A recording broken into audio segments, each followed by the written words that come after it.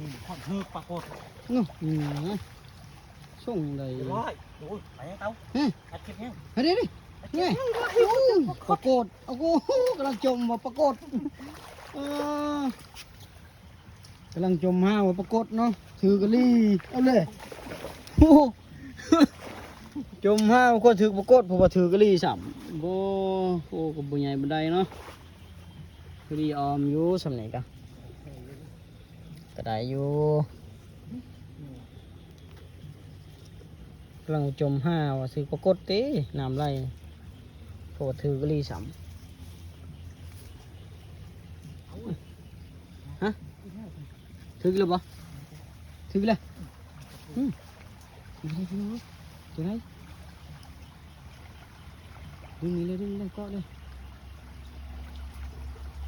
โอ้จะใส่โหด ถือ ลูด ลูด มูเกี่ยวกับใหม่จะใส่โหด โอ้โหแล้วเลย ไปยังวะ ลูดพี่น้องเอ้ยดูกินซ้ำใส่จนโหดแล้วจัดไป ลุยกันต่อ ไปกันต่อเนาะ